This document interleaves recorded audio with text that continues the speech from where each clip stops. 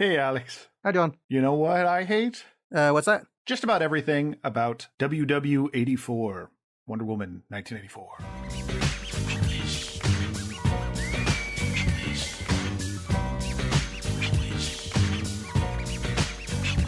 I got a lot of notes. I got things to say, but in my kind of summation, is this movie is the first time that DC has managed for me to have a completely meh film.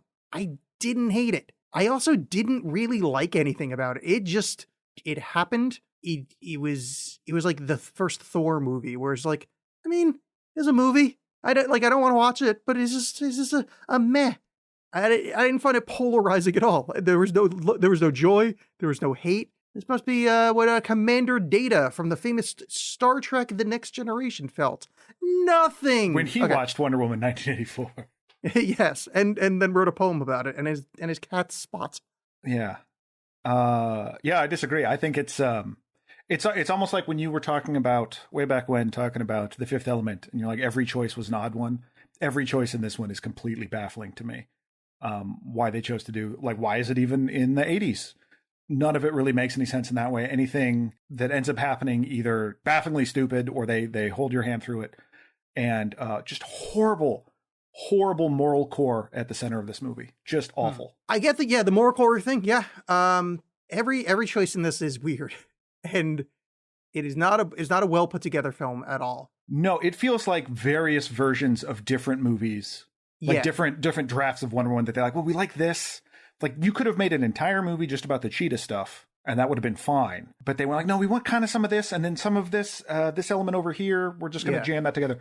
Like, the opening feels very tacked on, and in fact kind of is. I read an interview with Patty Jenkins where she's like, well, I didn't want to go back to Themyscira or whatever it's called. But then I thought about people who, like, were unfamiliar with this universe. Like, if you were seeing this for the first time on a plane or something.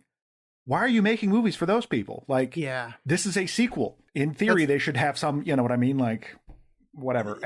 Her being like this kind of corporate filmmaker for these films, I think perfect proof why it's a terrible idea and exactly why they hired her to do a Star Wars movie. Mm-hmm. Which, you'll listen to what your hires up say? Okay. Yeah. And I think that's some of it too, is that I don't know how much of the blame for this to throw at her feet, for some of like the bad action scenes and stuff like that, and how much to just go like, well, that's the system now. Like, much in the same way there was that director that was initially supposed to do Black Widow, and the people at Marvel, like the production company, told her, don't worry about the action scenes, we'll take care of that. And she was like, well, I don't want to do half a movie, that's dumb, and so walked away. So I don't know if it's something where you know, they're like, we're trying to Marvelize and we're going to try to automate it, or, you know, don't worry about, you just worry about this stuff, we'll worry about this stuff. I wouldn't be surprised, because this seems like a movie by committee at times. Oh, absolutely, yeah. And the Patty Jenkins doing a Star Wars thing makes so much sense in that context. Yeah. But I didn't hate a lot of, and again, I didn't like it, but all of the disparate parts that they chose to do, if done more competently, it's like, I think I like the ideas in this movie. Like, how am I wording this? Like, if I were at the table, if I were at the pitch meeting, I liked a lot of the stuff in the movie. They just didn't do it very well. Like, the Wishmaster thing.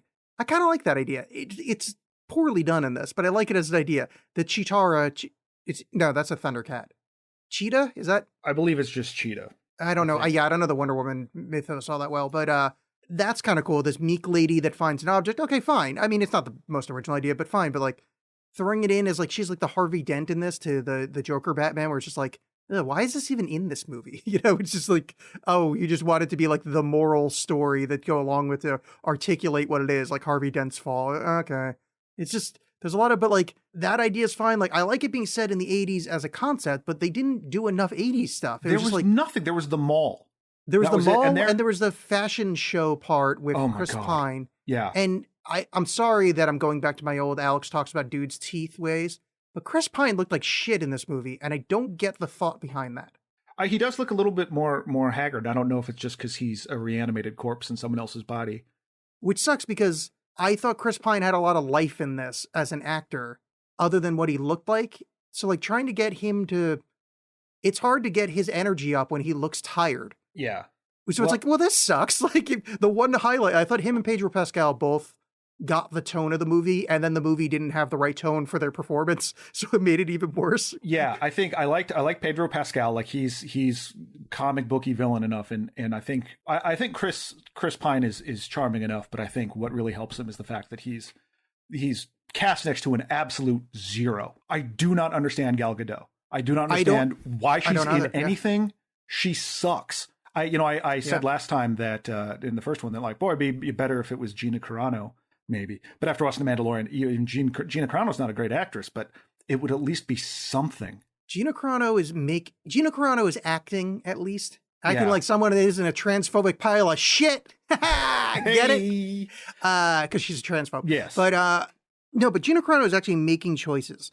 Gal Gadot is terrible. And I gave her the benefit of the doubt the first movie. The character she was playing is a little more childlike in that first, not childlike, but like, innocent or whatever. She doesn't have the world experience. So like, it kind of worked a little bit for me. This one, she's been around forever and she gives less than nothing to the role. There is some of the action sequences, it looked like kind of alright that she was having fun with it. Like she actually, there was some life to her there, but anytime she was speaking it's real bad. Like, I don't know if you can recast. Like, they've recently recast the Batwoman show on Fox or whatever, CW. Maybe that's a precedent. Like, could they just recast Wonder Woman? Yeah, get Ruby Rose back there. She sucks, but she's better than Gal Gadot. Like, just anybody. I'm going to say she was equal shitty to Gal Gadot, at least in the Batwoman show. That's the only thing I've seen her in. She's got that same Gal Gadot kind of delivery of dead-eyed. Like, she's not like, I can't imagine being a scene partner to her of like just getting nothing back. No, that sucks. And particularly when you have someone that even when she's being like the nerd, Kristen Wiig is still like personable and, you don't mind hanging out with this character. But then she's like, oh, I just want to be like this person. Hello, yes, I like antiques. Yeah. Great, cool. Kristen Wiig was fine. But again, I think if she had someone to act off of, it would have been a lot better. Well, she was fine, but like it's also like a dumb, yet another like, I'm a nerdy scientist who interacts with the main character in a comic book movie. Like Jim Carrey in Batman Forever, the Iron Man 3 guy, I almost called him Guy Fawkes, Guy Pearce. Was Michelle Pfeiffer a scientist in Batman? No, but it's the same kind of thing. Where because like, she literally turns into another cat thing and becomes super good at fighting. Yeah, but it's basically, nerd gets kind of obsessed with... Or, you know what is that other Batman with Poison Ivy? Mm-hmm, yeah. Is the same thing. Yeah. So it's that kind of thing. Yeah. But even then, like, their kind of fledgling friendship would have made, like, that was kind of interesting, but they didn't really do enough with it. Well, that was the worst spot in the film for me was when they're we'll swing back and try to do a little bit of this in order, but like when they're having dinner that first time and Gal Gadot is going, oh, you're so funny. Oh, she sounds like Tommy Wiseau now that I'm thinking about it. But where she's like just saying what the other person is. Oh, you're so nice. Oh, you're so funny. You're hilarious. I've not laughed this long for how it's like, who the fuck wrote this dialogue? One. Yeah. And then, I mean, I guess, kind of in a George Lucas way, I guess if you got charismatic people, you would forget how dog shit that is. But boy, coming out of her mouth was an embarrassment. Like I was getting, I hate this term, but I don't know how to word it otherwise. I was getting douche chills from how bad that scene was. Uh-huh. Well, I like the concept of it, particularly because it seems like they're trying to go for this hero is going to be slightly different than your sort of male counterparts. Like I appreciate they didn't shoot a laser into the sky necessarily, even though it was still like, radio signals or satellite signals coming down. They try to do some different things. And so if you want to have a hero that isn't just brute force, but yet isn't just like Marvel quippiness, you're trying to get somewhere in the middle, like you need to have something there. And there's just not with Gal Gadot. And certainly the script is not doing her any favors as well. I think I wish there was some way they could have worked in the phrase monkey paw 4 or 5 more times because I didn't get that. I didn't get that comparison. Did you notice that scene where they first see the homeless guy and he's reading Waiting for Godot? Yeah, I in fact have in my notes Waiting for Godot. Fuck you, movie. Yep. Anyway, all right. So let's talk about this movie a little bit in order because we can skip. There's going to be a lot of stuff that like we can just skip through because like there's nothing happens for the first hour. Yeah. Nothing. We open with they're doing like American Ninja Warrior. Well, I mean, I guess Themyscirian Ninja Warrior, and it's the kids doing like a obstacle course, and it's pointless. She cheats for a second, and I think that's the lesson, and I'm not sure. That's all my points of the first 20 minutes of the film.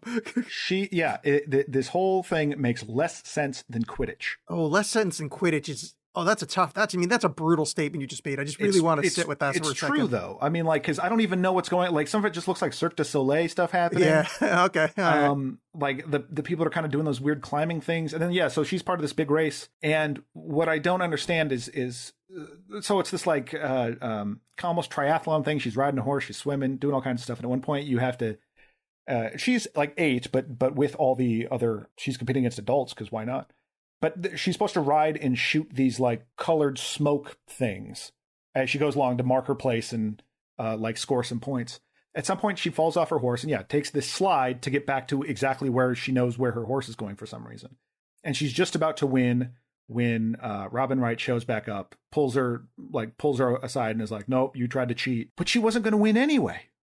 She missed all those other stops. Why did you even have her? You know what I mean? Like, how is she even still in the running, even if she threw the javelin through the thing first? It was just Calvin Ball. I have no idea. Yeah. But yeah, so the lesson you're supposed to get here is that like shortcuts are bad. Don't take them. And while it's always a treat to see Robin Wright again, this scene was absolutely not necessary. Really pointless. I'm fine with them starting on the island. I'd be fine with this scene, but they're never not going to start on the island. It had nothing to do with the rest of the movie, which makes me hate it because like. I kind of like the American Ninja Warrior thing. There's some of the stunts look neat. Like, it was fine, but it has nothing to do with the film. Just don't be on the island at all. Yeah, it wants to be involved with the sort of the larger message of the film, but we'll get into that at the end. Yeah, but, just fail monster. And it did set up because they're like, look to the golden god Asteria. Mm-hmm. And it's that wings that you see from all the promotional pictures. Yeah, like, which, I mean, they're not going to stop doing that because... it's a chance to watch a little girl kick ass, and for young kids and 20-somethings that write for Refinery 29 to be like, that's me up there, and that's fine. Like I think there's nothing wrong with that. See, if that was a B story, like if they kept cutting back and forth between her modern day, 1984 modern day, and Themyscira, and then like halfway through the movie we drop Themyscira, but like we watch the lesson get learned, and that lesson pays off at the end of the film. And then obviously all the rest of the shit in the movie doesn't happen, but it'd be like, as a plot device, I think it'd be cool because that little girl did a good job. I like watching the Amazons do stuff. Like, it's much more interesting than a mall in fucking DC or where the fuck they were. Mm-hmm. That'd be fine. But like, just having to be there for 15 minutes just to make the movie longer was dog shit. Yeah.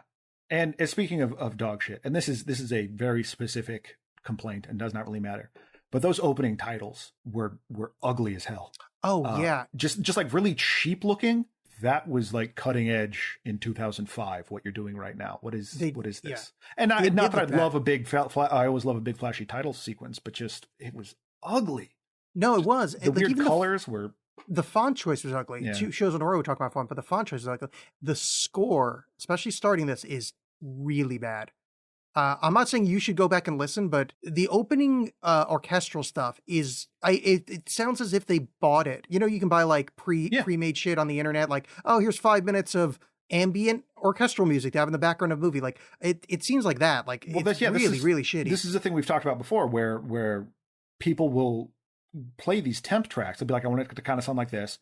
People make these sound alike tracks, and you can kind of play them. And then people fall in love with that temp track, and then they just like make it sound like that. And so you kind of get this flattening of everything. And yeah, it drives me nuts now because there's so many movies where, because that's part of my job is choosing those music like that sometimes, is there are times in movies now where I think about like that sound, this is an emotional scene, but that soundtrack sounds like shit I would have pulled for this video about yoga, Yeah. And it's awful. Yeah. What's that called? Like, what would you call that? Like, library music, stock music? Library music. That's a great way to put it. Yes. Yeah. It sounds like library music. So we're in 1984 for reasons. For reasons. I mean, we might as well talk about it now. Why is this movie set in 1984? Well, I'll say this. So it makes sense to jump ahead because completely washes Wonder Woman's hands of any involvement in failing to stop the Holocaust, because that was looming large. We talked last episode. That was looming large that this was coming down the pike, and they just jumped Did over the it. Holocaust happen in the DC universe? I think it would have had to have. I mean, I don't know how into I know Marvel was much more like, this is New York, this is LA, Well, where, that's what I you mean. know, Is I wonder if the Holocaust was even a thing in DC, like because they don't have our cities. I know. Captain America, Marvel thing, punched Hitler. right. I wonder if they just didn't have it, and so they can just say, like in continuity terms for the nerds that think about this, other nerds than us. They could just say, "Oh well, World War II wasn't an aspect of the DC universe." Yeah, I mean, but like it's hard to write it out of there if you're going to have all these, this sort of larger geopolitical landscape that they want to have. But why? I don't know. Well, Patty Jenkins, again, in an interview, claimed that she chose this year because it was the, quote, the height of Western civilization and our current modern belief system. What? No, I can follow that. Like, I that's kind of can't. the height of materialism and like kind of the darker aspects of where we're living now. That's Yeah. where kind of the trickle down. I don't think let the that plebes eat ended. dirt. I don't think that ended in until much later. I don't think it peaked till much later. No, I think I could see that as being peak because that's mid Reaganomics. I suppose, but again, like if that reflected anything in the script or the movie, that'd be fine. Oh But it no! doesn't. Oh! I wasn't agreeing with that. Oh, heaven forbid! I'm just saying as an abstract concept that has nothing to do with her film. Like this sentence that she said, like she could have said, "Oh yeah," and that's why The Lion, the Witch, and the Wardrobe is a great book. I agree. It has nothing to do with your movie. In the same way, the height of Western materialism is 1984.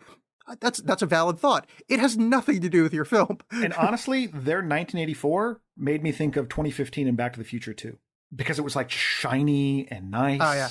And so it's like there's part of it that's a little reactionary in terms of, well, back then everything was so much better. But I have to agree because I too think that the world was better before this movie came out. Yeah, because it's like there's not, other than the fun dress up thing later, there's not like 80s music throughout the whole thing.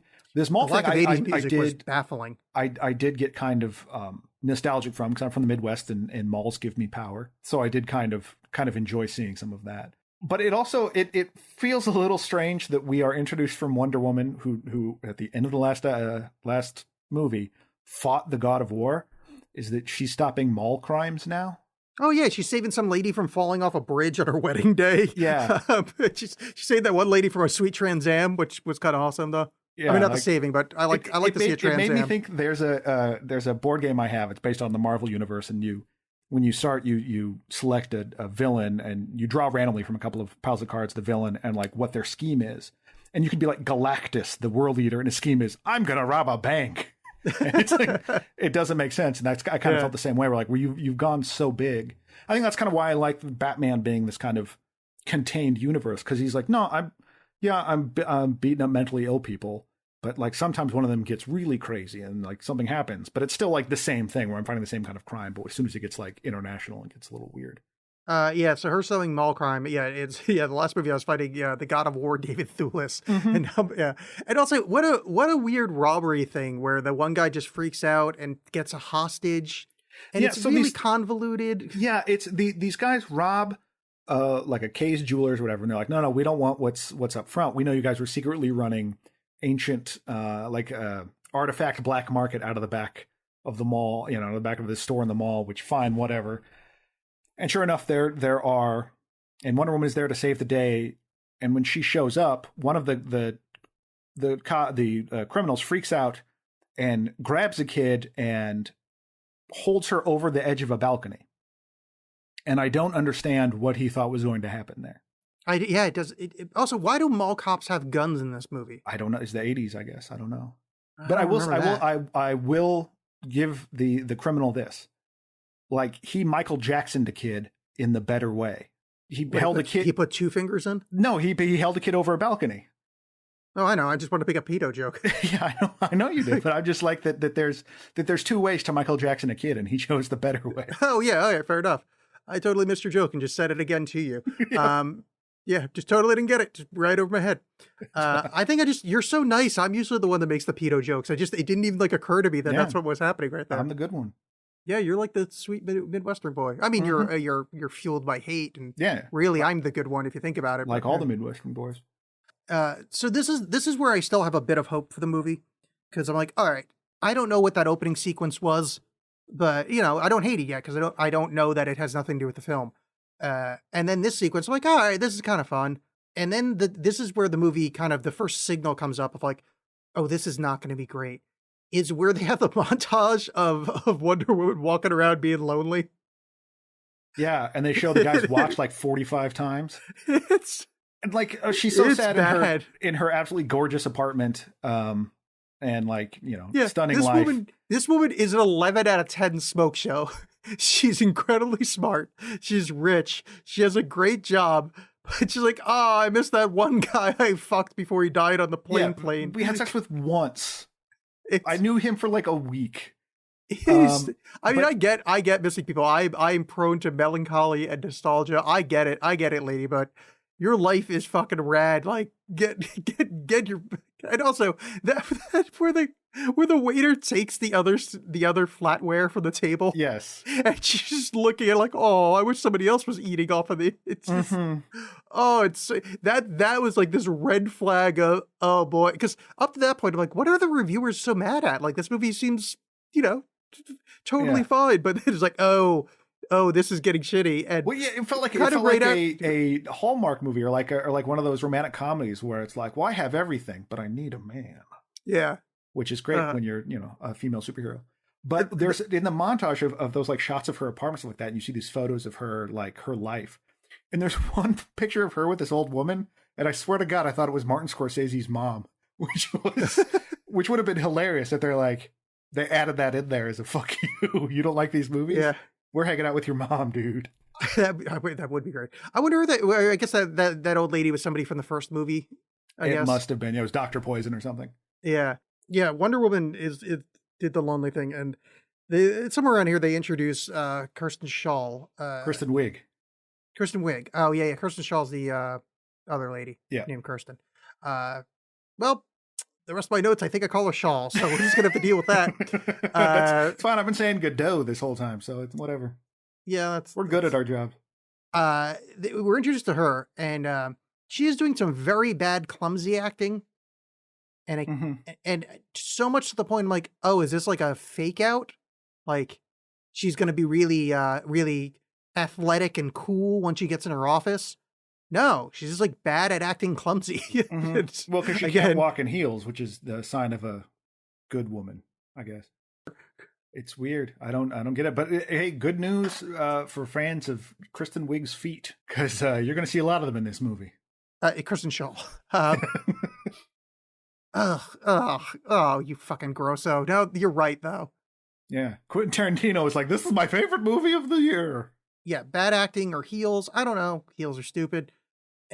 It's an awkward introduction. And, at this point, I think this is where my opinion of the film is solidified into, well, this is going to be what it is. Somewhere around here, how do we find out that the Wish Stone is real? Or does that comes later? Well, that comes later. So what happens is that it's Kristen Wiig's first day. She's very much in awe of Diana Prince, because Diana Prince is just, where she's clumsy and awkward. Diana Prince just floats into the place and gets everyone's attention and all this stuff. And Kristen Wiig is tasked with, hey, the FBI has all these stuff they recovered from that robbery, from the mall robbery. They want us to look at that's it right. and like make sure, assess the value of this stuff, or like authenticate it, whatever. And she's like, picks up one and is like, oh, well, I can look at this piece of crap. I can tell it's a fake because it's got this crystal or something. She's a gemologist or something. Citrine, John. Yeah, whatever. Remember where Gal Gadot started laughing about how lame and dorky citrine is? She's like, ha ha, it is lame, ha ha, dorky, citrine, ha ha. You're tearing me apart, Rock. Yeah, I really felt that a lot. But then she is it right now that she inadvertently wishes on the wishing stone? I think, we can just say it happens now. I think it actually happens a little bit later, like they go to dinner and shit, but it's whatever. At some point around now, she inadvertently wishes to be like Diana. Right. Well, Diana inadvertently wishes for Chris Pine. She's like, I know what my wish would be, and then this puff of air hits her face, and yes, that does happen right about now. Yeah, because this one guy, this like random dude, like grabs it and is like, I wish I had a coffee, and then someone shows up with like a random coffee. And That's he's right. like, oh, so-and-so didn't get their coffee. It's like, well, it works. Look at that. Yeah. I honestly, I actually did kind of like that bit. As stupid as I was like, oh, that's a good way to show it. No, it's fine. But then they end up going out to dinner like that night, just like to hang out or something. And yeah, this is where we talked about the worst conversation ever. Yeah. Right. And then on her way home, she's giving her leftovers to her friend, this homeless man who's waiting for Godot. And she gets attacked by a dude who sees her stumbling heels and he's like, hey, baby, let me help you. And then he's like, starts to basically attack her, and Diana shows up and kicks his ass. But just sort of like, oh, I was just headed back to work to get my keys. Yeah. And doesn't like, oh, it's easy. I took a self-defense class. You can totally kick a dude halfway across a football field. No biggie. In 1984, in the DC, okay, because in the DC universe, it's established that kind of the first superhero is like kind of Batman, Superman, right? Mm-hmm. Okay. Because I was going to say, they're in a universe where superheroes are around, but okay, they haven't shown up yet. I forget it. Because I was going to say, if you're in a universe with Superman, you're like, oh, you just saw somebody throw something, you'd go, oh, fuck, it's a superhero. Yeah, I mean, no, because in this particular universe, I don't think Superman shows up until later. Yeah, that's what I mean. Yeah. So, so it's actually fine to kind of just gloss over her throwing a dude. It could be whatever that Israeli martial art is that he used to know the name Krav Maga. Oh, nice. Well done. I think it's after that. Kristen Wiig goes back to the office and wishes she was like Diana. Yeah. Strong and smart and sexy. Maxwell Lord visits the museum. Oh, yes. And starts hitting on Kirsten Shaw. I'm doing it the whole episode. Really hard because he wants to get to the Wish Stone. Mm-hmm. During this episode, so he invites her to this party. And because of that, I think Diana kind of was picking up on that. He's like a little shady. And I think she's going to make sure that her friend, Chitara, is going to be okay. So Pedro Pascal, who I do enjoy in this. He's so over the top and fun. It's great. So he's showing up as Maxwell Lord. And I may just be a podunk country boy from Omaha, Nebraska. But even I know that canonically speaking, Maxwell Lord is a powerful, smart businessman and not some fly-by-night huckster. He's a nefarious, evil businessman. And wishing is not a Maxwell Lord thing. That is more the providence of a Dr. Destiny, who is more of a magical villain. He's in the Sandman, whatever. He does the wishes, seeking dream amulets, casting people to various zones, things of that nature. But they combined them, inexplicably. I just think they wanted to make him Trump, and I think that was a mistake. Absolutely, that's what they're doing. I didn't know that that's a character. I don't know DC super well. I read a bunch of Batman. It doesn't matter. Like I don't. They didn't. I don't care that they wronged Maxwell Lord. But I just think like this obvious, like, oh, he's a huckster and he's kind of got blonde hair. Oh, okay, cool. I see where this is going. And it's also they never end up explaining how he learned about the Wish Stone. It's implied that he's been after it for a while and like the crimes he's committed crimes to do it later, but it's not. There's never any indication of how he knows what it is, how he knows that it works. It's just he's somebody of he's like Mexican in this, right? Yeah, I believe yes. He's so since it is a movie, so somebody with brown skin knows about something. He probably has an abuelita that told him in mystic tones about the sacred artifact. Just try to mystic up the brown people. Right, like the Mayan guy in that very important scene that we absolutely needed. We're gonna get to that, but yeah, because oh boy. Anyway, we'll swing back around to that because. There's going to be a lot of awful. Yeah, but Pedro Pascal is charming enough. I like how he's playing it where he's being charming, but he's also sleazing it up. Like he really hits the tone super well. And it's kind of funny because his natural charm at being good at acting is kind of bleeding through too. So like there's like this like 3-tiered thing going on. It's like, oh God. And it's also like a balm on a burn after hearing Gal Gadot talk. Like having somebody actually put in a performance like, oh, this is great. Yeah, like he's bringing some fun to it. Yeah. And yeah, so they go to this party and it's really annoying because all these guys are hitting on her. And I'm sure if I'm sure that's really, really actually like annoying. Being catcalled, all that stuff, that's gotta suck. But like it's not presented as anything like other than a mild annoyance to her. Because this is Kristen Wiig you're talking about. No, I'm talking about Gal Gadot. Okay, because there's a Kristen Wiig sequence where she gets hit on a lot too. Yeah, but she's like, oh, I'm getting attention now. This is kind of exciting. Okay, I got you. Yeah. But like, it kind of like seems like it's trying to underscore that this is why she doesn't go out much. But it was just like, yeah, fine, whatever, until one guy keeps bothering her. And then he says a line of dialogue to her that was apparently in the first movie. I kind of had to piece it together from context clues that meant something. Oh, when she meets pseudo Chris Pine? Yeah. Oh, yeah. No, so what he said was the last lines he said, that was his dying words, was what he said. Yeah. Yeah. No, I remember that because... Okay, well, I'm glad someone does. Yeah, well, because that's like right before he sacrificed himself. Because I actually liked Wonder Woman, the first one, up until there. Because that was right before Ares showed up and the whole movie goes to absolute shit. Mm-hmm. Yeah. So, yeah, that's Chris Pine coming back. And just to circle back... No. So this guy, like, he doesn't look like Chris Pine, but he says the things to her and then, like, fakes giving her his watch. With a Casio watch. And then it like pans back and he is Chris Pine. By the way, I like the casting of that guy because he looks like if you couldn't afford Chris Pine for the TV version of Wonder Woman, you would hire that guy. He's got like almost the same face. Like he's got that same kind of blocky thing. He's got puffy hair, but that's the same kind of puffy hair. Right.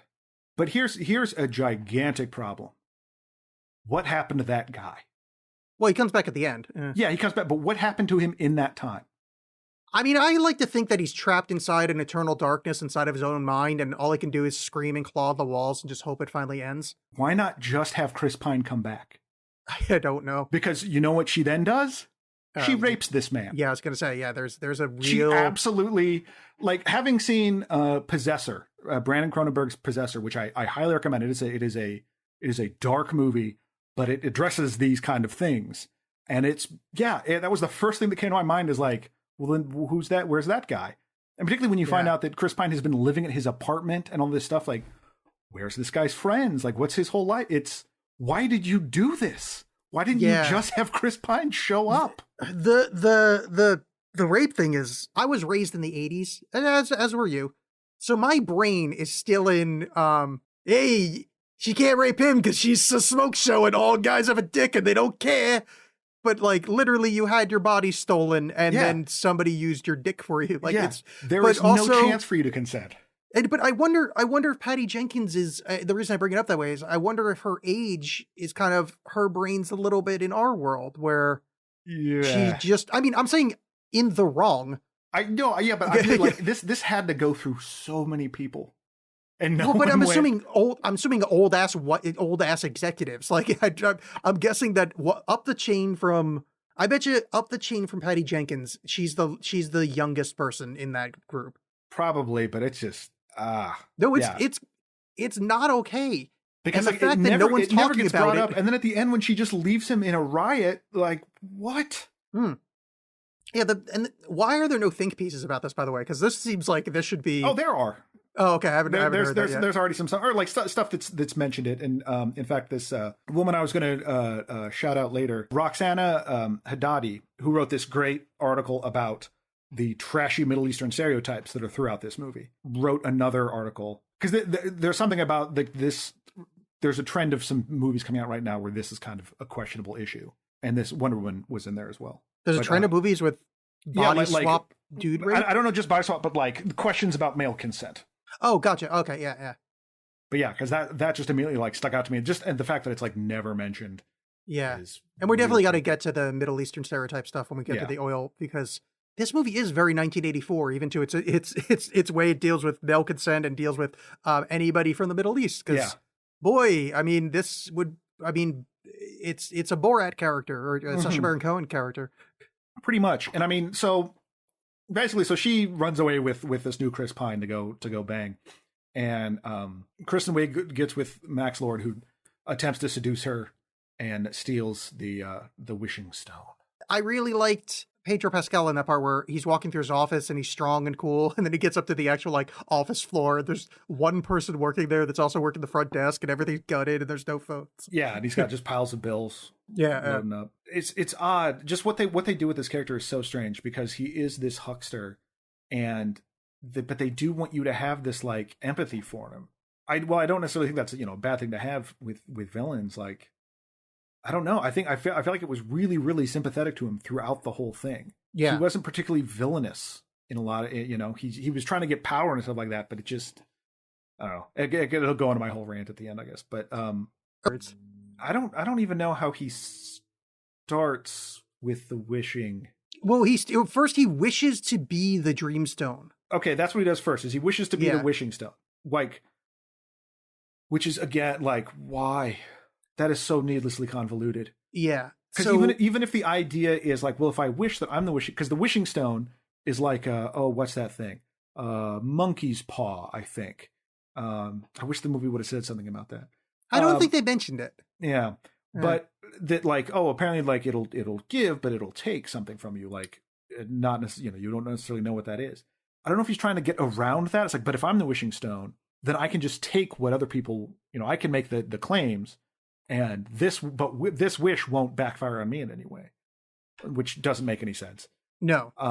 It's just asinine. It's the whole thing is that the whole rest of the movie then is him trying to collect power when he could have just gone, hey, I wish I was the most powerful man in the world, and that would have been it. No. So what you missed, and I'm not saying that it doesn't, you're right that it doesn't make sense, but what you missed was you can only get one wish. Right. So, but with every wish there comes a consequence. Yes. So what he needs to do is he tricks people into wishing for something that technically helps him, although is a wish for that other person, and then he does the kind of the rider stipulation at the end of it. Right. So you can't just wish for him to be the most powerful person, because no one would wish that, but then all the blowback would go back on him.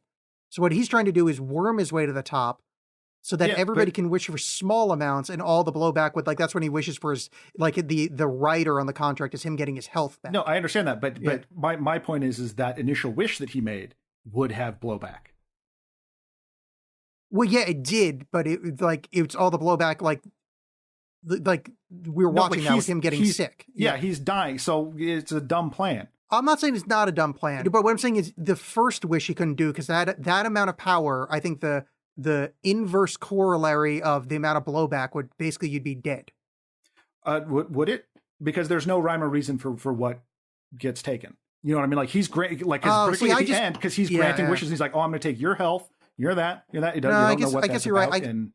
I took it as because he was trying to like climb the ladder to the top. I took it as you can't do it in one big swoop, or the side effects would off you. But you're right. I guess I didn't actually like. That wasn't stated that way. I mean, I see what you're getting at there, but it's like, well, what's the point of having a wishing stone? No. You're right. Yeah, no, I think I just kind of copy edited it and didn't realize I was doing that. Yeah.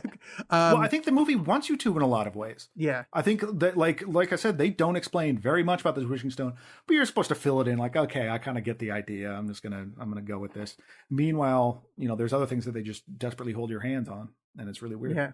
So yeah, as he's building power, we're cutting back and forth to Cheetara going to the gym and realizing she's strong, and her getting like a slinky dress, and like her building up into like this confident thing, and also cross-cutting to Diana and Steve going on adorable dates. This is where the dress-up thing happens. And there's one sequence here I do quite like, is when they go to the Museum of Aviation, or where the hell it is, that thing in DC. Steve being like, that whole sequence of Steve being like, oh man, the future's fucking ridiculous was nice. Yeah. It was all so long. And I remember being angry in the first movie, how I was irritated that there was a let's try on goofy outfits scene with her. And they did it again with this, and it was excruciating. It was just like, it should have just been done under music of her like, thumbs up to that outfit, thumbs down to that. Like, it was awful. It was not particularly funny. It was desperate, kind of watching Chris Pine trying to get anything out of this scene. And then then he's like, then it's this just, they spent so much time in the Aerospace Museum, and I like the part interminable. Where he goes up trying to figure out the escalator was fun. The breakdancing bit, like there was some adorable things. The breakdancing thing was interesting because he's from before the 1920s. But racism doesn't exist, so it's fine. Don't worry about it.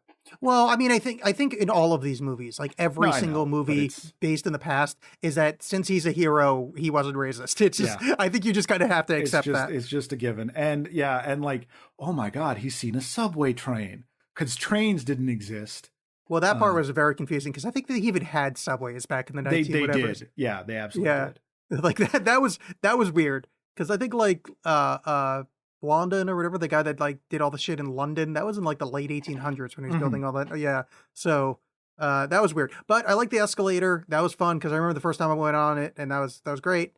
And the plane museum I quite liked because he's like a flyboy. I just wanted the movie to get going at this point. Like if this was 20 minutes into the movie, sure. Yeah. But god dang, this is that dress montage almost killed me. Yeah, that was tough. And that's that's it. That's the 80s. You're welcome, everybody. Yeah, I don't really get it. So yeah, we're cutting back and forth between that, and I don't really know what happens next except for they try to break in. Well, so he Maxwell Lord has, because he's already been accosted by someone that's figured out his Ponzi scheme, and Maxwell Lord goes to that guy and sort of fesses up, but gets the guy to wish that he had all his oil hit. And so, yeah, oh my God, all this oil hit. Tanks or his fields have all hit, despite no evidence showing that would ever happen. So he becomes like this big oil guy, and so he gets a seat with or a meet with the King of Crude. You see him listed on his magazine, the Emir of Egypt, which is not a person that ever existed, but also apparently is not an area that has oil normally. No, I'm pretty sure he does. I think he was in business with Prince Ali, Glorious Ali Ababwa. I think they were like besties. Is that a professional wrestler? No, that's Aladdin. Prince Ali, Glorious Ali Ababwa, strong as 10 regular men, fabulous he. I got most of those words wrong, but you get it. I got it, yeah. Did you have to do that to get into the Proud Boys? Yeah, they made me say all that, and then they put a Michael Jackson in me. But so they know that he's going to meet with that guy because they break into his office. They figure out somehow that it's, or no, I think it's at this point where they. No, who cares? The point is they find out that he has the wishing stone, break into his place to try to get to it because it's all packed with people now because he's popular. And I don't know how, but this ends them with getting in a plane. Yeah, okay, I remember now because Kristen Wiig fesses up to giving it to Maxwell Lord. That's right. Him being a thing, whatever. So they go to his office and think, he's probably going to meet with this Emir, and he's been after this wishing stone, and that's I think where she also figures out that it was the band around the stone was written in the language of the gods. Oh yeah, that's right. Yeah, that was dumb. Yes, it was. So they're like, well, we got to get to Egypt right away. And well, fortunately, she knows a place to get a plane immediately. Oh, that's right. Okay. And that he can just automatically fly, no problem, because I'm sure flying a biplane is exactly the same as flying a fancy new jet. There's a lot. And then, wrong here. And then, hey, remember how you got blown up in a plane with explosives? You know what I think you would really enjoy right now is flying through a whole bunch of explosives. Because there's this firework display. And like, wouldn't it be romantic to fly through that? That's where you're wrong. Idiotic. No, that's where you're wrong. He gave himself up in World War I, but he flew into the explosives that time. This time, the explosives are flying at him. Okay, it is totally different. It is extremely different. Well, either way, he doesn't seem bothered by it. Yeah, don't you understand angular momentum, bro? Yeah, not in this movie. Good Lord, people make the wildest jumps in this movie. Like, not even just talking plot-wise, but like, I'm leaping at a 45-degree angle. Now all of a sudden I'm going straight up, and now I'm kind of landing. Yeah, we're gonna get to some physics problems later, but I can't even express to you how embarrassed I am that I liked when they made the jet invisible. Okay, so like I get the fan service of like, oh yeah, her invisible jet, which is always kind of dumb, but whatever. But like the way they go about it is so dumb. She's like, I'm trying to figure out how my dad, in quotes, God, hit our island. I made a coffee cup disappear one time, and then she starts doing that rave dance where you just kind of move your hands around. Yeah, she dances like, yeah. Just in this movie, she figures out how God works, her dad God, by doing rave dances. And she also learns how to fly. All right, let's keep going. Yeah, it's just hand voguing, and then some like blob shows up and makes the plane invisible. It's so stupid. It's like that's why I can't hate it. It's like she's just, oh yeah, I rave dance because my dad made my island invisible. It's just And like, if it had anything to do with anything other than that scene, okay, I get, but it absolutely did not matter. They made it invisible for no good reason. I mean, like, I guess technically to secretly fly over there, but it really, you couldn't thought of a better way. Yeah. But they get over there. They get over to Egypt to run into the prince. Mm-hmm. The emir. And there is, I thought he was called the prince. They do call him like your majesty or something, but he is listed as the emir. And he wishes for his sovereign land back, and this giant wall pops up, which is okay. Yeah. Yeah, John, would you like? Well, okay. There's a couple of things. Okay. First of all, you have a movie starring an Israeli actress, and you're going to make a whole thing about like how settlements are evil, and the rightful owners of the land. I mean, it's terrible even without her. But also, the evil Arabs want this land back. But also, the guy rules Egypt. Yeah. What is he reclaiming? A wall comes up in the middle of Egypt. That's his land. What is happening there? It's like different ruling. Oh, okay. I mean, I guess technically, like, his ancestral lands. Like, it could just be like, well, your dad owned the sheep farm, or this farm over here. I don't know. And then the awkward shot where the wall went right up through these people's drinking water, and they show like little kids that need a drink, and it's just like this is like obvious, the movie. Yeah, and just it was really kind of poorly done too. Because there's one part where like it's supposed to be like rising up underneath a car, and the car isn't reacting to moving up underneath it. Like, it just looks like they took a still photo and just put the wall go up so the car doesn't actually. It was just really, really bad. But yeah, so immediately his wish comes true. There was a sequence here that I like though. That car chase sequence that they go on with Diana. It's there's a couple of nice spots there. I liked her using the lasso on the missile. Was and the way it pays off later, it makes me kind of want to go back and hate it, but I'm going to stick with my original thing of that was cool. Like, if I walked to the theater after that scene, I go, that scene was cool. Her kind of being weak and getting shot, I was like, oh, cool. Like a vulnerable superhero. That's good. Instead of her just being like God lady. And that bit where like she's stuck between the two cars and like he comes up from behind and wedges his car in so she doesn't get squished. Like, there was a couple of nice like action beats happening. That here. one I'll give you. There's a neat shot when when he rams the car into the back of the tank. Like the camera is in like the back seat looking between the two seats. Oh yeah. And it seems like they stitched together two different shots and kind of covered it up with the move of the camera, but it was still really neat. It made it feel like you were in the back seat watching it. And that was like a nice little bit of trickery that I did. One of the like maybe three things I enjoyed in this movie. The missile thing, I did not enjoy, because it's dumb on on a number of fronts. First of all, like these small children that for some reason cannot hear this convoy of tanks showing up. The actual rescue of the children is really bad looking. Like, it's clearly dummies. Well, in the area of the world they live, they're probably deaf from IEDs at this point. You're right. They did deserve it. But also, there's a fun little thing where Gal Gadot ran into some controversy way back in 2014 where she made this Facebook post supporting the IDF, which she was once a part of, the Israeli Defense Force. A week after an Israeli strike on Gaza killed 4 Palestinian boys who were playing soccer. But now she's saving them. So that felt a little gross. It felt like watching a movie where like Kevin Spacey breaks up a pedophile ring, or like Mel Gibson like takes down a burning cross. You're like, I don't know. That doesn't feel right. That was a little awkward. Yeah, I get that's correct. Yeah. So that was a little, I mean, like the whole like lassoing on a missile, I will give you the concept of that is cool. But just the whole that whole scene was a little goofy. I did like the car wedge. I did like the car wedge. Yeah, I like because I think Wonder Woman is kind of a goofy character to start, and I kind of like when they connect to that kind of side a little bit more. Yeah. Well, and the movie obviously tonally doesn't get it, but I think I was also just so excited to see an action scene. Yeah, that's part of it too. Because they're like I said, like very little has happened up to this point. Oh, but also I don't know if this is intercut with this. If this has happened yet, but you start getting the sense that Kristen Wiig is going too far. And is like getting mad with power because she runs into the guy that tried to rape her before again, and he tries again, and she kicks the shit out of him, and that's supposed to be bad. Yeah, that was weird. Also, at some point you got to feel bad for the guy. I mean, obviously he's a street drunk, and that's a mental health issue. Like maybe That's Batman's No, job to but beat he up people doesn't. with mental health issues. Nope. He does not deserve any sympathy or empathy. But the guy that almost destroyed the world does, because he just wanted what's best for his kid.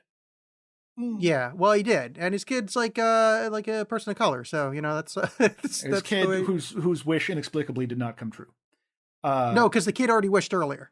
Oh, that's why. Yeah. Well, Yeah. I have a question about the way the wishes work. John, these rules are air fucking tight. I dare you to find something off about this movie. But it was weird because then the homeless guy she was nice to before, she's like, "Yeah, get out of here." She's going mad with power, cheetah power. He meets with President Ronald Reagan. Was that supposed to be Reagan? I think it's supposed to be Reagan adjacent. I think they were trying to hint at Reagan. But what? You can't do that. If you do a movie about now and you have a fake president, well, I know they did, but I'm saying it's stupid because you can't we're going back to the 80s. Who knows who was president then? Nobody. No one knows. Yeah, this guy looks nothing like Reagan. He's not trying to act like Reagan. I don't understand why they did this. Yeah, I don't know either. But he had jelly beans on the desk, so it was Reagan. Oh, they have a big. I missed that bit. They have a big punch 'em up fight in the White House, and Gal Gadot's not very strong anymore.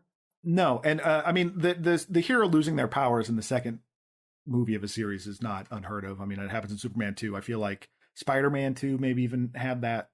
I think that's Spider-Man. Yeah, I think that is Spider-Man 2. Yeah, the Sam Raimi one, and I think they didn't really do that till the third one in the Christopher Nolan Dark Knight movies.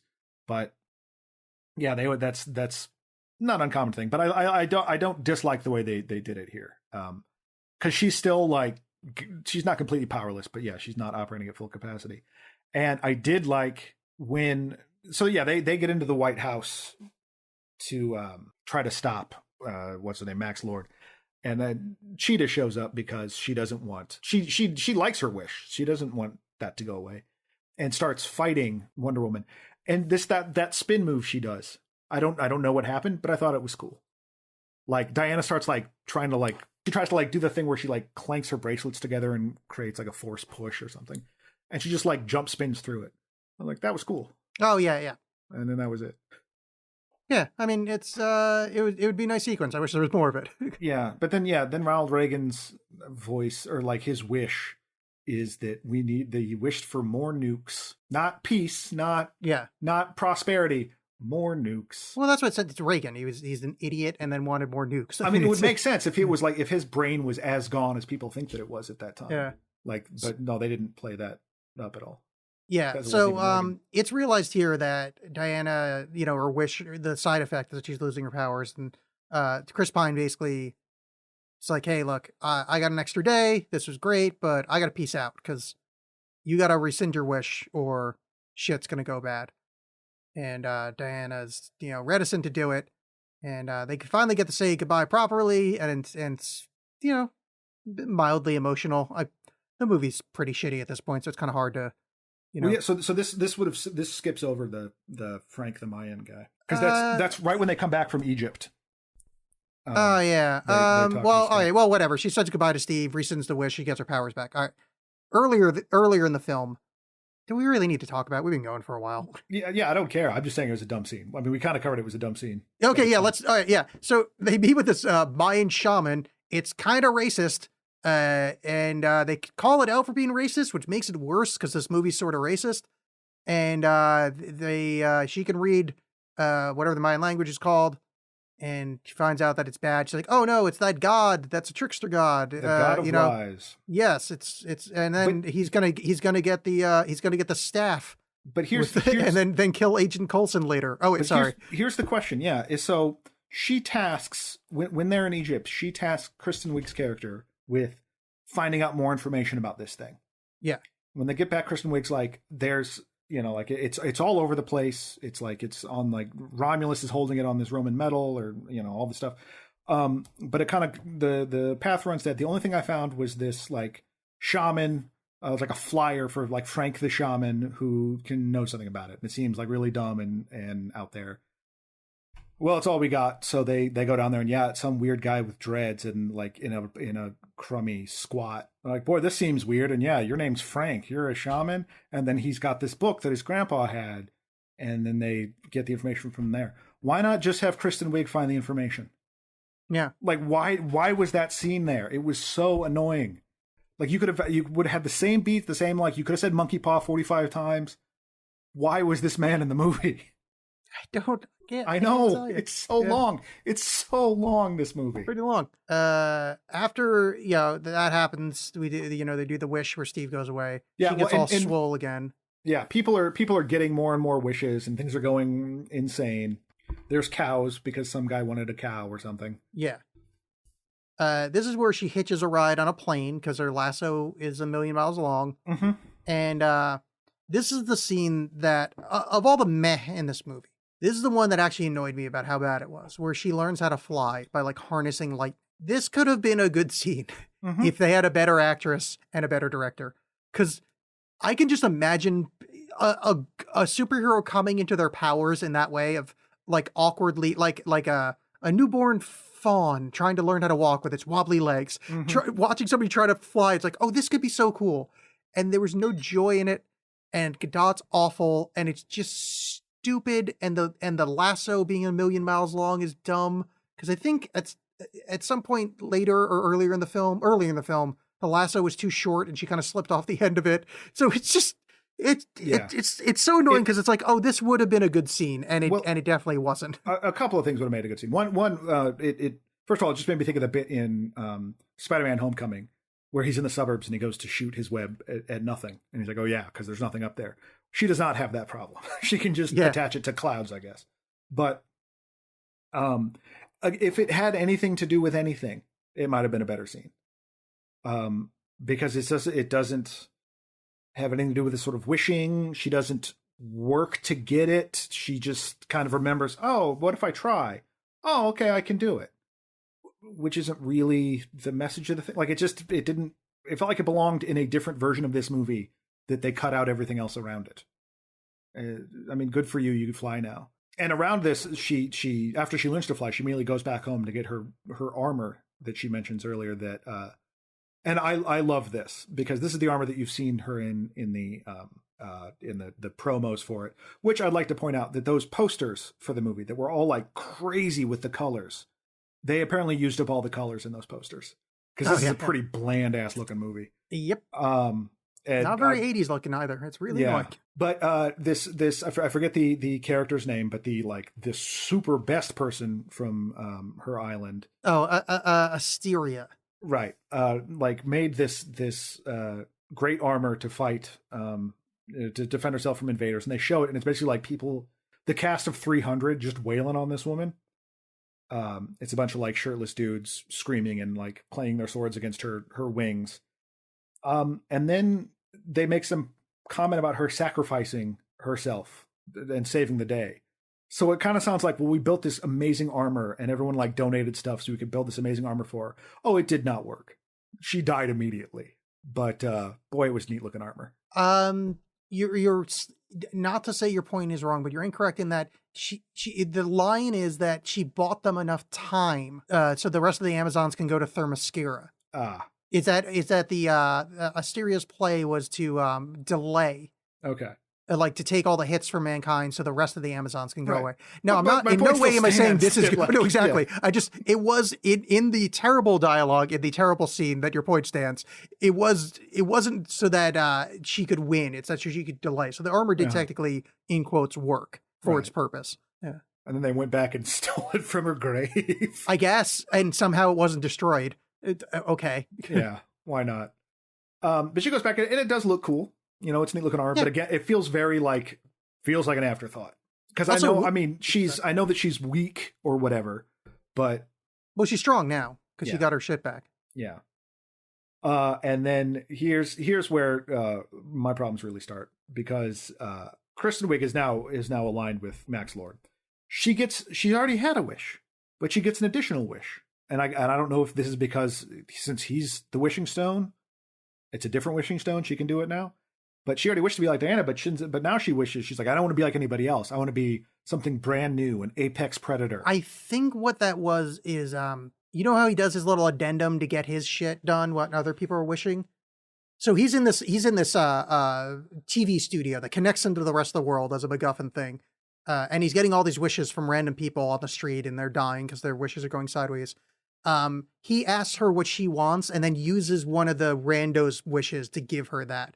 So it's stupid. It's a workaround. It didn't need to be there, but it's theoretically makes sense just because I don't want to hear someone try to correct us later. We're also spared from the possibly very interesting transformation scene of her turning into this thing. She just shows up and is Cheetah now. Also, doesn't look very good. No, not good at all. Makeup effects or CGI or whatever. Yeah, just crazy thought here. Just and I am not a CG artist. I am not a designer of that level. But if you're making a character that moves really fast, and then you're gonna have a fight scene with this character, maybe don't make it the same color as the background. Yeah, because it's everything in this scene is like dark gray and dark blue, because it's supposed to be happening at night, but it is ugly and muddy and boring. Also, maybe not make it look like someone that should be hanging out with Mr. Mistopheles. Yeah, exactly. Yeah. It looked like that recent Cats movie. Yeah, the shitty CGI. Yeah, not great. But so they have a fight, and then and Wonder Woman's like, you got to renounce your wish, and she's like, no. And so then Wonder Woman's like, oh, sorry. They're fighting underwater. And she's like, sorry, and electrocutes her. Like grabs a hold of something and electrocutes her. Wonder Woman is not affected for reasons that I still haven't figured out. Well, she was like lassoing lightning earlier, so I guess, is that one of her powers, that lightning isn't like a big deal to her? Apparently so, because that seems odd, but fair enough. Well, I mean, her dad is God, so I mean, I'm not too annoyed by that. And then she goes and has her final confrontation with Max, and this is really. Well, I got a couple of issues here. We're like, I thought the point of her lasso was that it made you tell the truth. Yeah, she said something to Steve earlier that it can show you other stuff or something. I didn't really understand what it was. Because I must have missed that. Because it seems weird because Maxwell Lord has gotten into this. He's taken over this military TV thing that can take over all broadcast signals and like through particles like make it seem like you're touching or something. I wasn't real clear, but there's a way for him to get all the wishes for people to wish, and he gets on there and demands people to wish because he's dying from giving too many wishes, and so he's just trying to get even more power and more health, and why not just get more and more and more. And she at one point like is able to secretly like lasso him and gives this tearful speech about how, wishing is bad and you shouldn't wish for things. And the world was better before you showed up, which no, it absolutely was not. It was the 1980s. Well, it wasn't the apocalypse bad. No, but like, there was just this random disease that was killing all these people because the Reagan administration wasn't doing anything about it. Yeah, but that's happening now. The crack epidemic. There's also, but my point is that it's not a beautiful world before this guy showed up. And also, this is where my whole thing really, where I say this movie is morally repugnant and beyond even just the raping, is that the message of this movie is not be careful what you wish for. It's don't wish. Your wishing is what's causing this problem. Your wanting things gave this man power and put him in the position that he was. Because everyone is a venal piece of shit. So maybe the little girl that wished, boy, I wish we had our drinking water back. Nope, too bad. Yeah, that wish is selfish and awful. Maybe someone wished for world peace. Don't know. That wish gets overridden. All you see are the people that wished for more nukes or something really selfish, or the guy that wished. Someone that wished that the Irish would go back, so it was, I guess, supposed to be in the middle of the Troubles. I don't care. Fuck you if you didn't like that. That was the dumbest thing that's ever happened. It was extremely dumb, but it was great. It's like arguing with that lady. She's like, I wish you Irish bastard would go back to Ireland. He's like, I wish you would drop dead, and she just dropped. It's so dumb. It's great, but it's aggravating to have this character who is like 700 years old, grew up on an idyllic island where not a care in the world other than like she couldn't do what she wanted to do. And there was no dick. Is lecturing people about how it's bad to want things.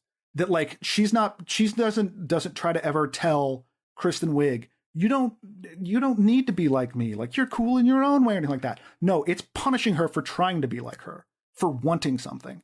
And I think that's just heinous. Yeah. Yeah, it's gross.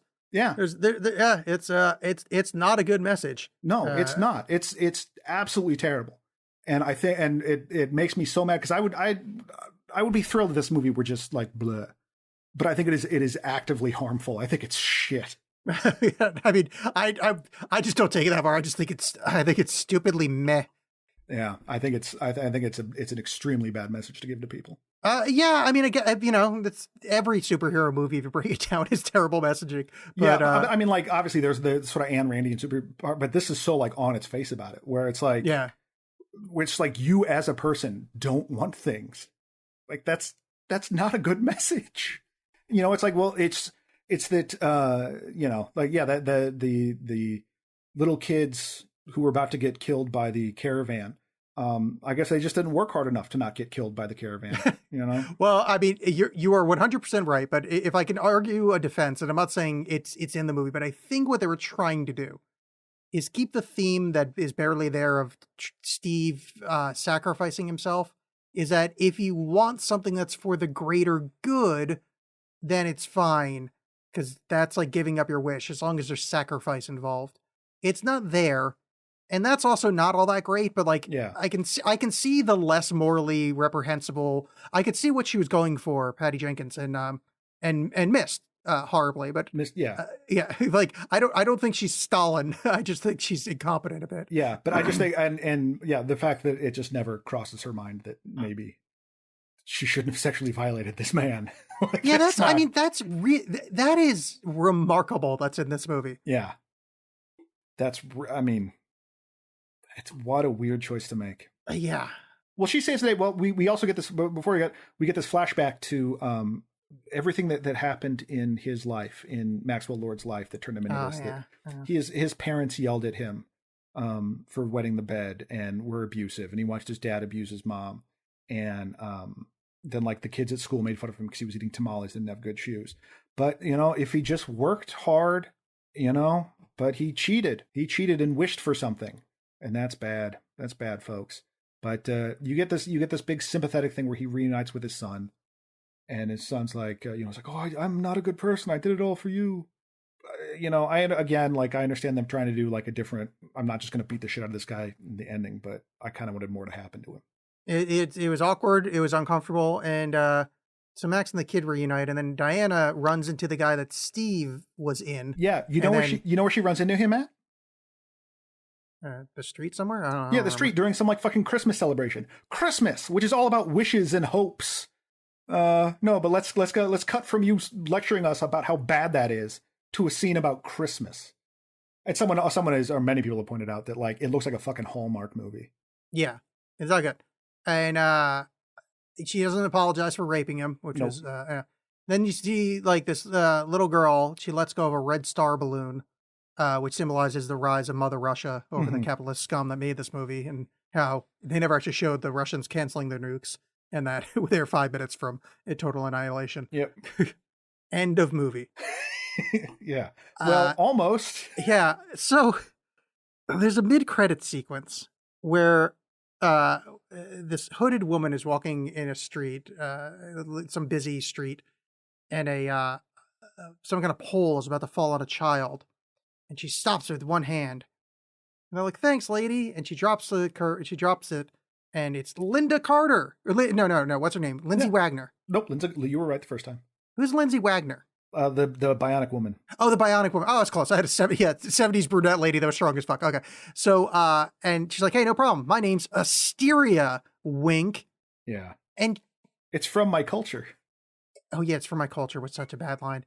And so she shows up in various superhero shows lately, and she seems like she's not all there anymore. There's something about her face that seems like she doesn't. Like, if you've ever watched like professional wrestlers that are in their 50s that really need the money, and you can tell that they've got severe CTE, she's got that same acting style, and it makes me very uncomfortable to see. Also, this doesn't need to be in the coda. No, like I don't know if it's supposed to be some setup for something else. Like for like the next one, which they've already greenlit, by the way. Yeah, apparently this movie did fucking 'cause it- boffo numbers. Yeah, because it doesn't matter. Like it does. Yeah. The point is that whether or not anyone liked it, you all engage. You know, everyone engaged with it, and that's enough for them to make another one. Because that's all that matters is the numbers. Like why not just just have a scene where you know, at the beginning when when she's fighting mall crimes, it was like, who's that woman? And then it's Linda Carter, and she goes, I wonder. You know, that's fine. Just do something that stupid. This was equally stupid, but it was just needlessly tied into this thing. Or better yet, as much as I hate this current trend, although it's more generally relegated to Star Wars of like, you know, bringing back dead people as CG characters or, you know, younger versions of themselves. Just have CG Linda Carter. She would be way more lifelike than whatever Gal Gadot is that'd be fun. doing. Yeah. All right, so that's the mid-credit sequence. Now, John, this movie that you hated, yes, superhero movie that you hated with an after-credit sequence. Now that you see how bad this can go, admit that Marvel movies are good. Admit it, fucker. I will not say they're good. I will say now that you've seen an after-credit sequence, you've seen an old person with a ham-handed cameo like Stan Lee. Admit Marvel movies are good. I will say Marvel movies are Applebee's. Like they're fine. Like I don't think they're good. I think you can do better. Marvel movies are Olive Garden. I am not family when I'm there. No. No, I mean, yeah, I will say this: a Marvel movie hasn't inspired this level of ire from me. Like, I've never been this angry, this emotionally. Give me Aquaman. Give me Aquaman. That's what I say. Yeah, I wish this movie was cheesier. I wish this had more Aquaman to it because I think Wonder Woman. But you need a competent actress, and that's just we don't have one in this film. That would have made. I mean, it wouldn't have taken away the stuff that I really really hate, but would have helped. It would have helped. Yeah, it would have helped it not feel as long. Yeah, I didn't hate it as much as you, but like I 100% don't recommend it. It is meh as meh. Like it is just it is bland, nothing. It's toast without butter. It's just, I think it's hateful. I think it is a hateful piece of work, and it's avoid it. Not even like I'm bored, I'll throw this on. Just it's not worth it. And, I mean when I say meh, I don't even mean it's meh like you should watch it when you're bored. Like just it's skippable, but it's not. Yeah, I don't think it's. I think if you're on a plane, it's fine. I don't. Especially in Invisible. I think if it's on a plane, you should crash that plane. Sorry, nothing good is coming in. That plane is cursed. I posited we're gonna do a new segment on this episode, and I wrote a theme song for it. This is stuff we like, yeah. It's stuff we watched and it was pretty good. It's a theme song. Okay, I spent like 6 hours writing that. That was good. I can. The orchestration was a little bit different than what you normally do, and I like you stretching yourself that way. I thought it was a successful experiment. I was influenced by early Police. Mm-hmm. All cops are bastards. all what's Sting's name? Gordon Shumway. Gordon Summers. I mean that's Alf. You take that back about Alf. Alf was a comrade. So we want to because we hate stuff. We want to talk about things we're watching, especially in the pandemic, and because we're all stuck inside. Stuff we were watching, movies and TV shows and whatnot. And I'm going to go first because I only watched one thing that's worth talking about. I just finished Adventure Time, Distant Lands, Obsidian. Is that the thing on HBO Max? Yeah. Yeah. So Adventure Time, which finished up its run a couple of years ago, or last year, whatever, recently. They're doing these spin-off kind of longer form episodes, one-off kind of things. There's only been 2 of them so far. One was about BMO, the robot, which is the patron saint of John Nauxade stuff. And this one was Marceline the Vampire Queen and Princess Bubblegum. And it's set in the future after the events of the original Adventure Time, and it's really fun. They are a couple at this point. They're like, they make kissy face to each other, which I like. Because you don't see a lot of lesbian cartoon couples. Which is, I mean, I'm old, so that's progressive for me. I'm sure young kids don't even bat an eye. But for my old-ass fucking gravelly knees self, I was like, holy shit. But yeah, it's on HBO Max. It is really fun. The writing's still crisp. There's some good songs in it. It's the BMO one isn't great. As much as I love that character, he's not someone that can hold an episode to himself. But if you've got HBO Max, you should check out Adventure Time, Obsidian. It's especially if you like Adventure Time. There's a really great cameo at the end that I won't spoil, but it is it is a perfect cameo, and it was done tactfully. But recommend it wholeheartedly. And there's some good voice acting. It's great. So watch it. Excellent. I still need to finish the series. I need to get back to that. The series just gets better and better till it ends. It's really good. I brought it up earlier in the podcast, but I highly recommend Possessor. It's unfortunately released here as Possessor Uncut or something like that, but it's Brandon Cronenberg, the son of David Cronenberg. And while you can certainly see shades of his father's work in there, it's definitely its own thing. And it stars Andrea Riseborough, who we've loved before, and she was Mandy in Mandy.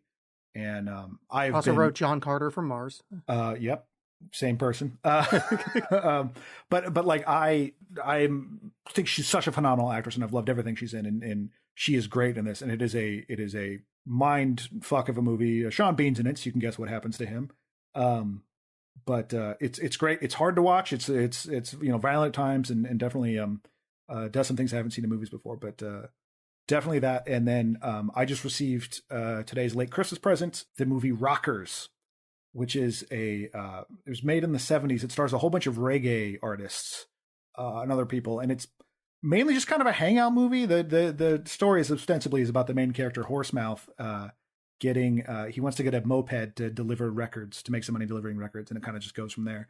But it is so much fun, and I'm not even a big reggae guy, but the soundtrack's great, and it just is a really cool movie, and I recommend it heartily. Excellent. Thank you for the recommendation from the audience and me, John. Yes. So, John, all right, for next week, I think we're going to give a chance. We're going to watch Knives Out by Rian Johnson, because I think he needs to make up for himself after ruining my childhood with his movie Looper. I mean, the way he sent me back in time to kick me in the nuts, that fucking bastard. It was really cruel. But if you haven't gotten to the point yet where he does send you back, so as soon as you get there, you'll figure it out that it was really, he had no choice. No, we shouldn't talk about this. It's just, let's hand wave. Let's just hand wave it away. Yeah, there's still inexplicably, at least on Twitter, there's still people that are talking about The Last Jedi for reasons unknown to anybody. Yeah. I don't know where it started, but there's a redone discussion happening right now all over the Star Wars verse. Just, oh God. Like the fact that we're still just litigating that. Like we did an episode about it, like in 2018. Like just move on with your lives, find something else to do. But we will move on by watching Knives Out. Hey, Knives Out, Knives Out. Classic saying, yes. Do Suns Out, Guns Out. I just couldn't figure it out. Yeah, we're going to do that. It's available probably places. I don't know. I didn't look. Fuck you. I'm not doing your job for you. I'm not doing my job for me either. Yeah, well, whatever. No one watches these movies anyway. Yeah, that's been us. You've been you. Follow us on Twitter @JawsPod and leave reviews places if you want to, because we never tell people to do that. So that'd be good. And reach out and say hi. Let us know what you think. Let us know if you want us to watch any particular movies. Let us know anything at all. Yes, recommend stuff to us. Or just say stuff to us. Just something. Reach out. Touch faith. Grant our wishes. Yes, I am the Wishmaster. Mm-hmm. Let me throw that addendum on there. Watch The Wishmaster. It's a terrible movie, but it's got some neat effects. And the plot's basically the same. Yeah. And it's much shorter. It's going to be better than this. Yeah. All right, cool. Bye. Bye.